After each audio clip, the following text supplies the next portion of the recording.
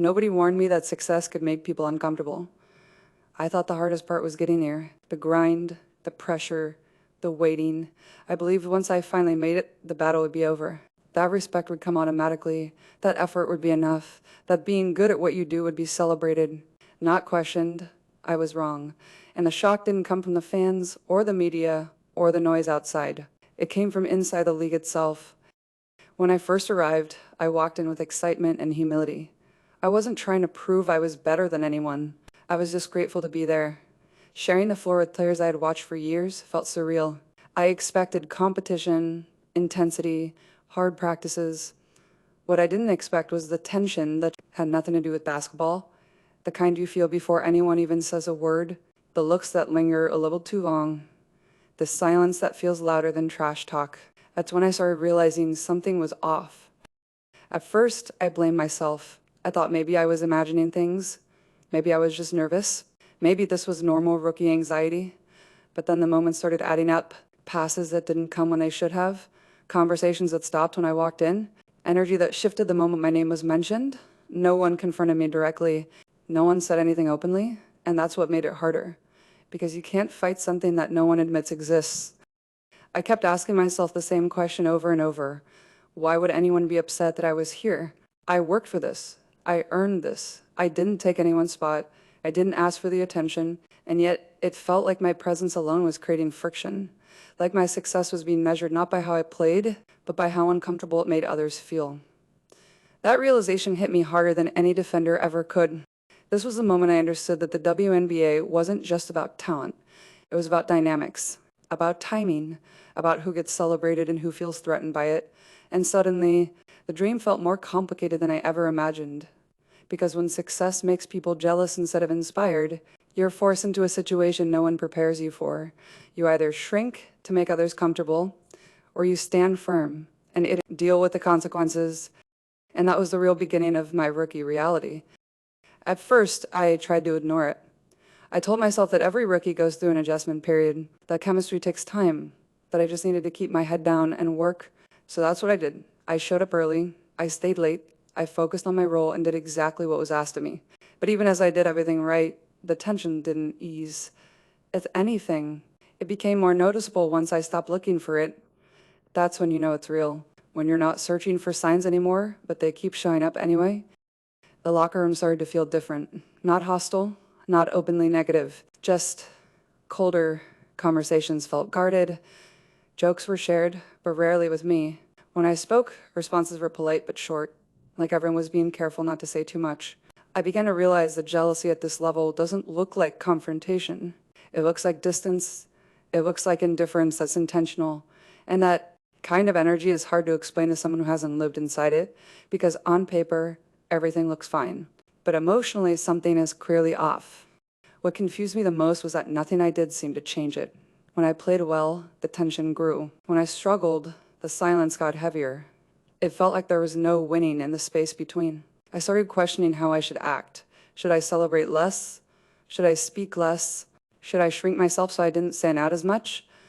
Those thoughts are dangerous because once you start editing yourself to make others comfortable, you slowly lose pieces of who you are. There were moments in practice where I could feel it clearly, plays where I was open but not seen, moments where encouragement was selective. Small things, subtle things, but repeated often enough to make an impact. And the hardest part was that I couldn't talk about it openly. Because jealousy isn't something people admit to, especially in professional environments. If you bring it up, you risk being labeled sensitive, dramatic, or ungrateful. So instead, you carry it quietly, wondering if anyone else sees what you're feeling.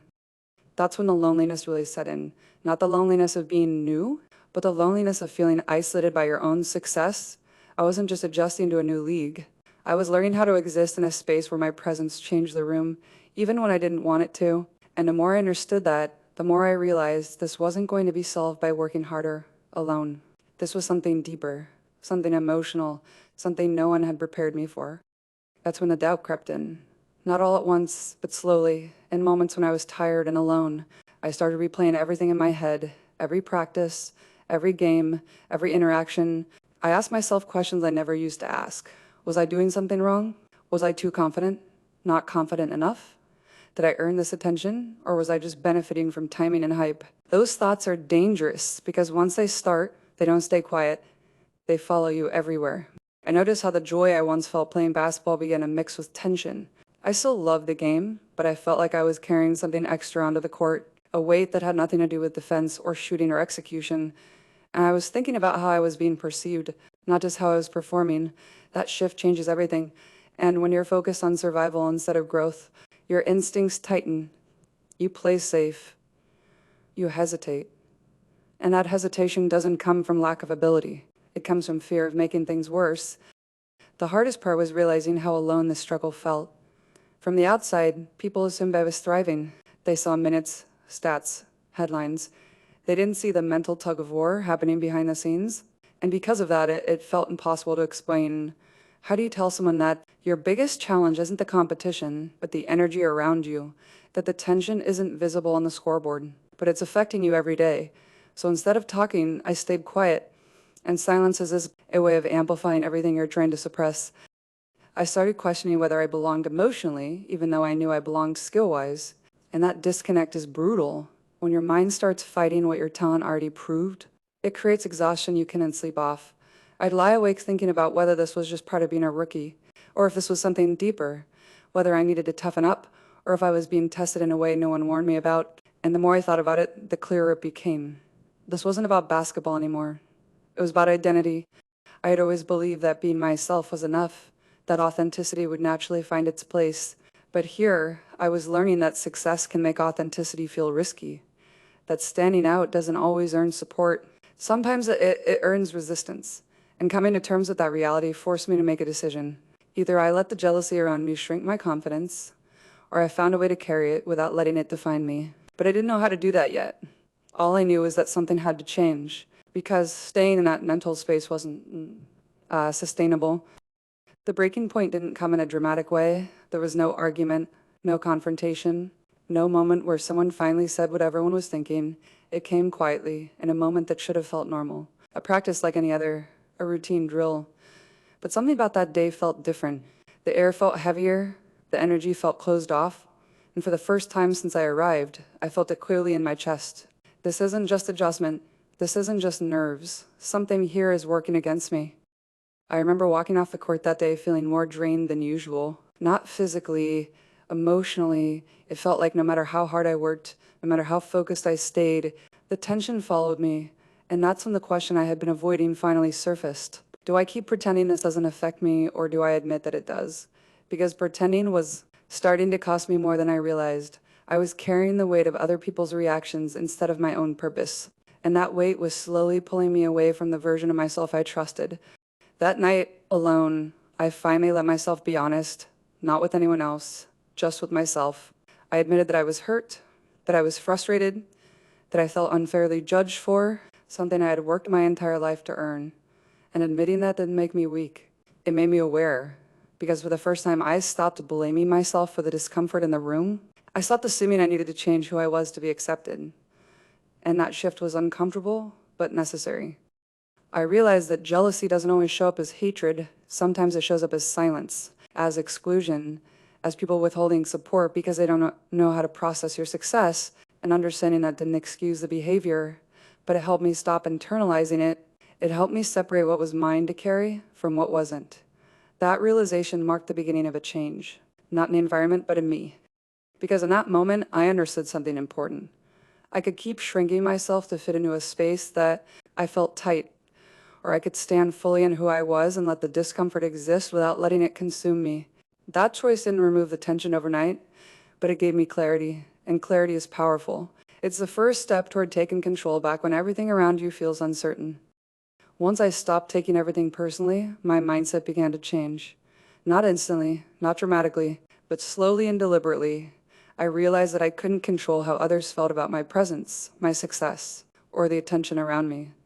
But I could control how much power I gave it. And I stopped trying to read every reaction.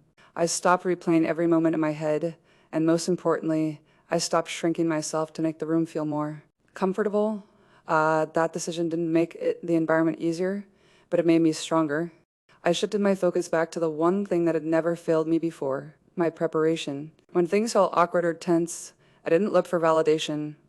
I looked for routine, extra shots, film study, conditioning, not to prove anything to anyone else, but to remind myself who I was before opinions entered the picture. The more grounded I became in my work, the less space jealousy had in my mind, and that was freeing, because instead of reacting to energy I couldn't control, I was investing in something I could. I also learned the importance of boundaries. I didn't need to explain myself to everyone. I didn't need to justify my success or soften it to make it more acceptable. I started choosing silence where I once felt the urge to over-explain. And in that silence, I found confidence. Real confidence. The kind that doesn't come from praise, but from knowing you're aligned with your purpose. Even when the room feels divided, there were still difficult days, moments where the tension resurfaced, where doubt tried to creep back in. But now I recognized it for what it was. Not a sign that I didn't belong, but a sign that I was standing in a space that challenged people, and challenge often creates resistance before it creates respect. Understanding that helped me breathe easier. It helped me stay steady when things felt uncomfortable. I wasn't trying to win anyone over anymore. I was trying to stay true to myself, and that shift changed how I carried myself on and off the court.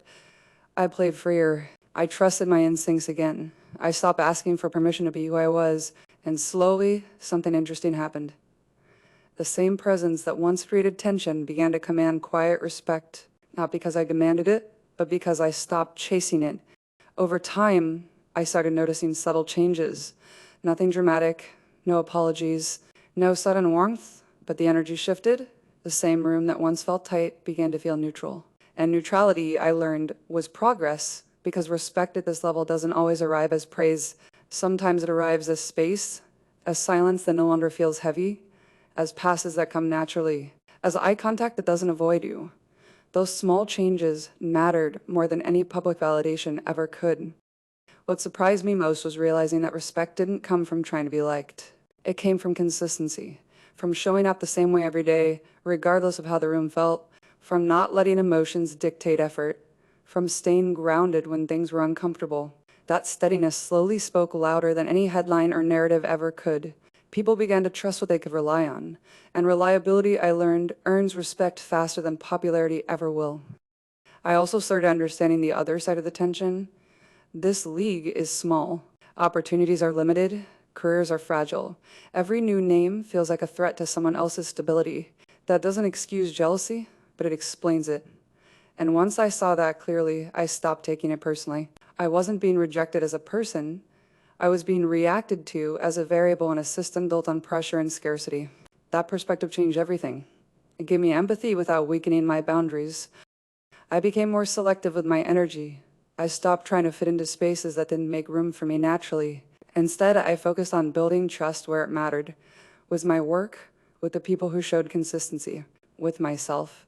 And that self-trust was the biggest shift of all, because once I trusted myself, other people's reactions lost their power to define my experience. By this point, I wasn't fighting the environment anymore. I was navigating it. I understood that every league, every workplace, every space where success exists comes with unspoken dynamics. And learning those dynamics is part of survival, not by changing who you are, but by knowing when to stand firm and when to stay quiet. That balance didn't come easily, but it came honestly. And it made me stronger in ways no training session ever could. Looking back now, I understand that this experience didn't happen to break me. It happened to shape me, the jealousy I wasn't ready for, the tension I didn't expect, the isolation that followed my success. All of it forced me to grow in ways comfort never could. It taught me that making it to this level isn't just about skill or effort. It's about emotional endurance, about learning how to stay grounded when success changes how people treat you, even when you didn't ask for that change. I used to think respect would come automatically once I proved myself. But what I learned is that respect isn't handed out evenly, and it isn't always immediate. Sometimes it comes slowly. Sometimes it comes quietly. And sometimes it never comes from the places you expected. That realization hurt at first, but it also freed me. Because once I stopped chasing approval, I started building something stronger, self-respect. And that mattered more than fitting in ever could. This journey also taught me that jealousy says more about the environment than it does about you. When opportunities are limited and pressure is constant, people react emotionally, even if they don't mean to. Understanding that helped me release anger and replace it with clarity. I didn't need to carry everyone else's discomfort. I just needed to stay true to my work, my values, and the version of myself I trusted before the noise got loud. If you're a rookie or anyone stepping into a new space after success, I want you to hear this clearly. If you feel tension where you expected celebration, you're not imagining it, and you're not weak for feeling affected by it. This phase doesn't mean you're failing. It means you're adjusting to a new reality. One where growth is internal, not visible. One where strength looks like patience, consistency, and restraint. I wasn't ready for the jealousy that came with success, but I became strong enough to handle it. And that strength didn't come from winning people over. It came from staying aligned when it would have been easier to shrink, from choosing growth over comfort, from trusting myself even when the room felt divided. This isn't just a WNBA reality, it's a life reality. Success changes dynamics. It reveals insecurities. It tests your identity. And how you move through that phase determines who you become next. If you're walking through something similar, know this. You don't need to dim your light to make others comfortable. You just need to carry it with confidence and patience. And if you want more honest stories about the realities behind success, the parts people don't talk about, and the lessons that come with growth, stay here. Subscribe. We're not done telling the truth yet.